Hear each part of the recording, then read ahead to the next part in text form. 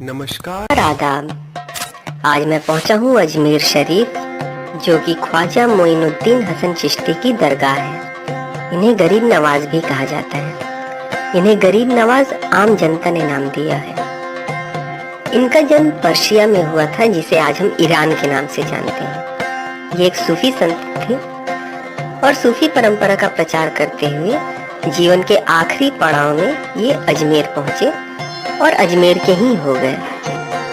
इनकी दरगाह पे मुस्लिमों के साथ साथ बहुत से हिंदू और अन्य धर्मों को मानने वाले लोग भी आते हैं। अजमेर शरीफ में केवल भारत ही नहीं, बल्कि पाकिस्तान, ईरान और बांग्लादेश से भी लोग माथा टेकने आते हैं। वैसे तो दरगाह में प्रवेश के कई रास्ते हैं, लेकिन जो सबसे खूबसूरत जो गेट है वो मुख्य बाजार से होते हुए है। इसे गेट नंबर 1 भी कहा जाता है और इसे निजाम गेट भी कहते हैं, क्योंकि इसका निर्माण हैदराबाद के निजाम ने करवाया था।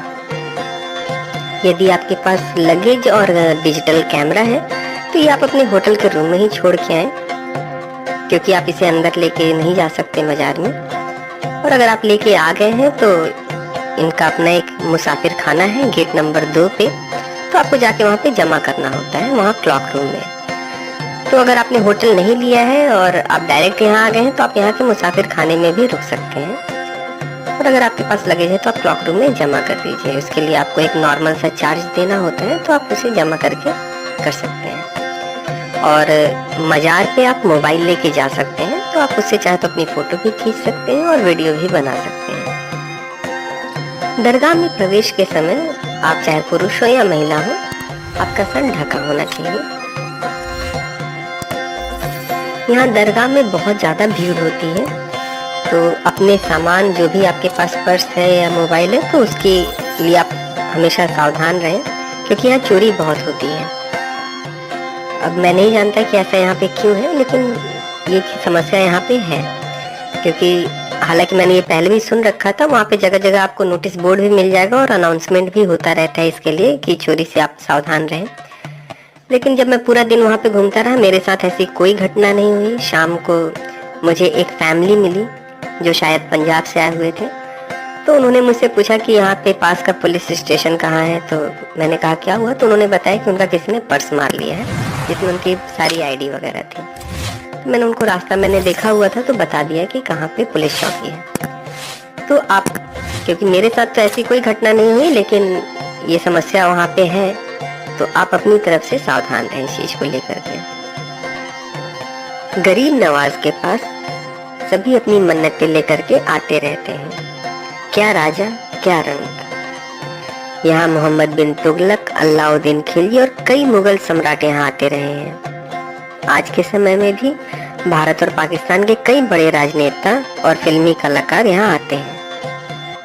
मकबरे का निर्माण हुमायूं ने करवाया था। इसके बाद सम्राट अकबर ने यहाँ बाबा के पास औलाद के लिए मन्नत मांगी थी।